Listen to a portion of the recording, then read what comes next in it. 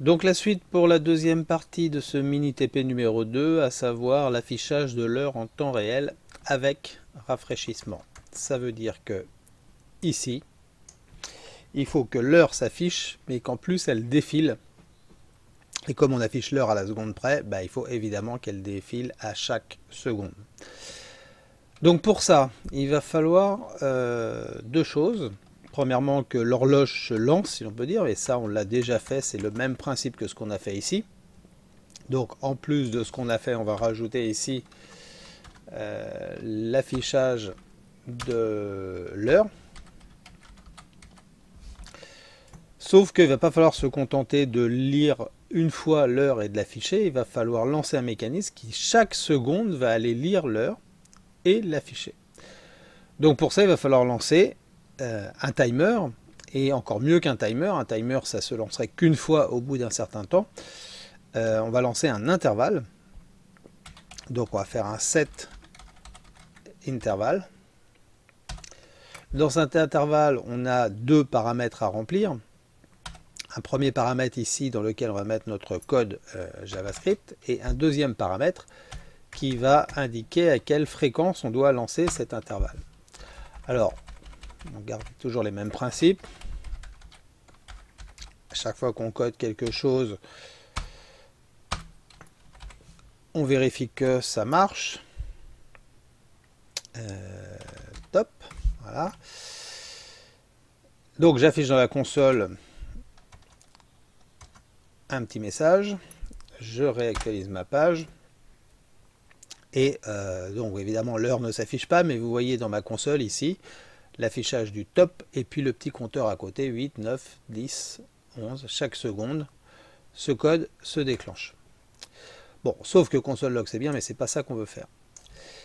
Qu'est-ce qu'on veut faire ici? Il va falloir à chaque fois aller lire l'heure, décortiquer l'heure en heures, minutes, secondes séparées par des deux points, éventuellement compenser les problèmes de zéro si on doit en rajouter, et afficher ça dans un span. Alors, là, toujours pareil, le span d'abord, il est là, il n'existe pas, donc on rajoute le span avec l'ID. ID égale horloge.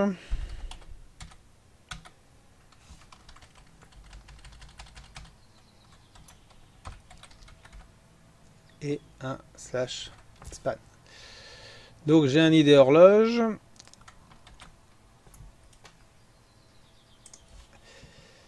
Je vais donc pouvoir écrire. Alors ici, j'ai plusieurs instructions JavaScript à mettre. Alors je pourrais les écrire les unes à la suite des autres.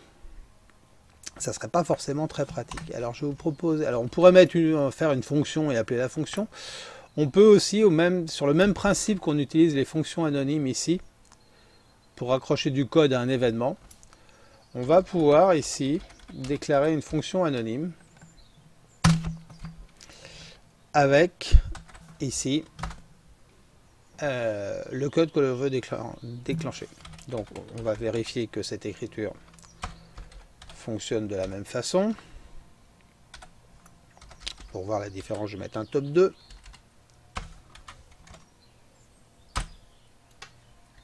Top 2 et le compteur qui tourne. Donc vous voyez que ici c'est la même, j'écris la même chose, simplement je me donne une possibilité d'accolade ici pour mettre un début et une fin, et du coup pouvoir écrire confortablement mon code. Ce code, quel est-il? Je dois à chaque fois relire l'heure. Donc même principe que ce que j'avais écrit ici, je lis l'heure. Sauf que je ne veux pas mélanger avec l'autre, hein, donc je vais faire un la date 2 égale new date. Et je vais ensuite décortiquer cette date-là. Alors pour décortiquer, c'est simple, c'est toujours le même principe ici. Hein, je vais reprendre cette ligne-là. Je dois faire un inner HTML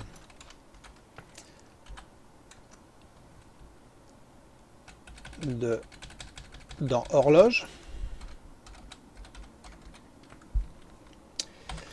et qu'est-ce que je dois écrire? Heure, minute, seconde, la date 2.getHours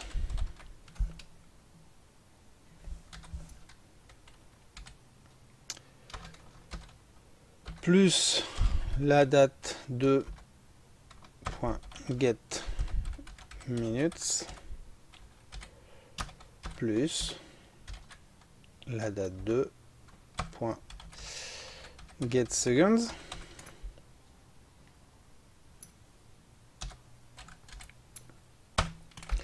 Et puis, pour qu'il ne se passe pas la même chose que tout à l'heure, je vais tout de suite prévoir les séparateurs. On est sur une horloge. Je mets des 2 points. Enfin, a priori, c'est pas à moi d'inventer ça. Hein. C'est en fonction de la maquette qu'on utilise. Ici, il a été prévu.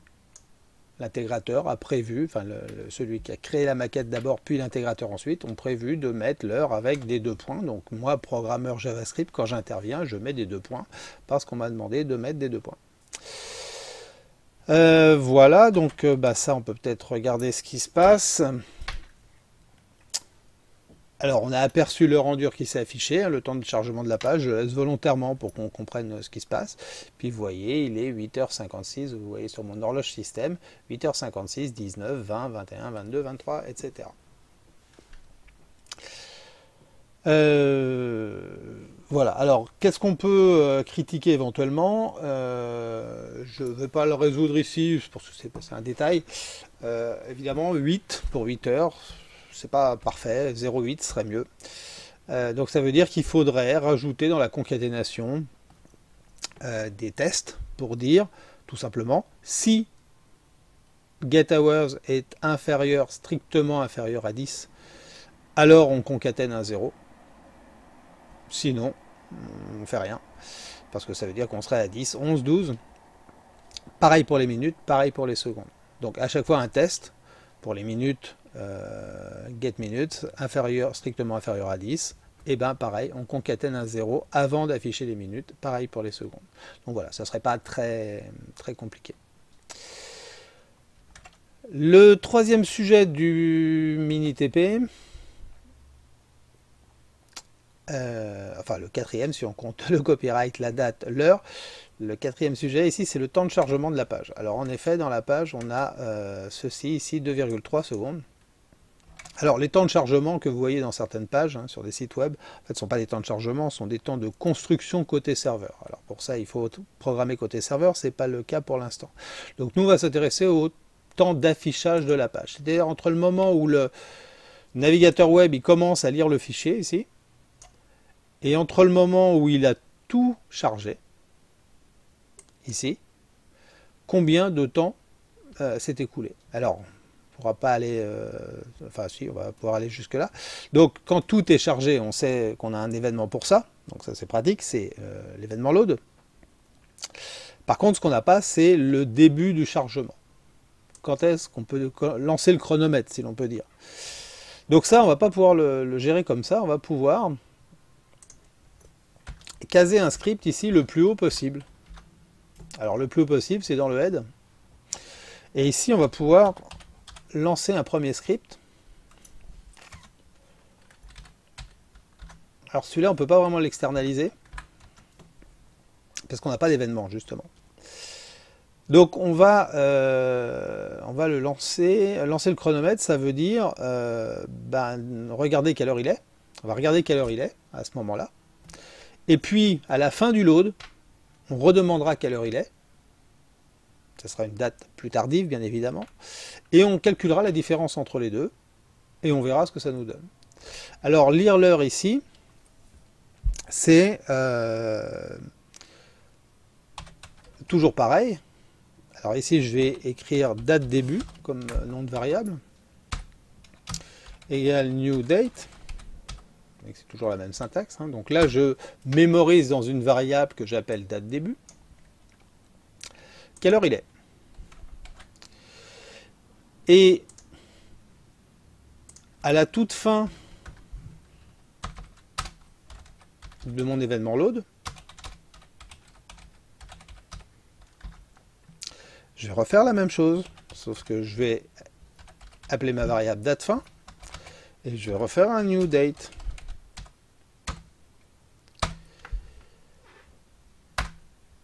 Et ici, je vais calculer la différence. Alors ici, ça peut être une variable locale. Durée est égale à date fin moins date début. Et je vais afficher ça ici. Donc, toujours le même principe. Span id égale durée.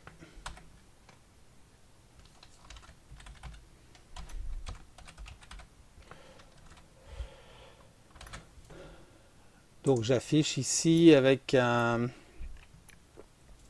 document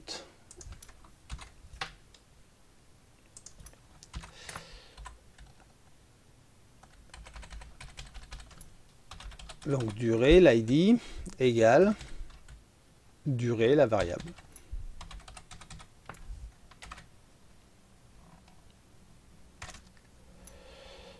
J'actualise et là vous voyez un 35 secondes. Alors 35 secondes, vous vous doutez bien que c'est pas la bonne valeur. Ici je fais quoi? Je fais la date de fin moins la date de début, c'est-à-dire un timestamp JavaScript, donc précis à la milliseconde, moins un autre timestamp JavaScript précis à la milliseconde. Donc des millisecondes moins des millisecondes égale des millisecondes. Ça veut dire qu'ici, le résultat, il n'est pas en secondes, il est en millisecondes. Alors deux possibilités. Soit la valeur, je la multiplie par 1000, pardon, je la divise par 1000 pour la remettre en secondes. Soit ici, je change d'unité. Je vais choisir ça ici parce que je pense qu'il est plus logique d'afficher cette durée en millisecondes qu'en secondes. Enfin, vous comprenez qu'on peut faire ce qu'on veut. Il suffit de choisir une unité et ensuite de transformer mathématiquement pour remettre dans la bonne unité. Et ce qu'il faut juste comprendre, c'est que le calcul nous donne une valeur en millisecondes. Donc ici, voilà, je suis à 28 millisecondes ici de temps d'affichage de la page, de chargement de la page.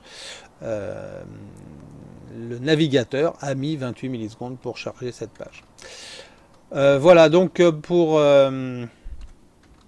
cette partie du mini TP, je vais faire une vidéo séparée pour le dernier sujet, intégrer le diaporama dans la galerie. Voilà, je vous retrouve pour la suite.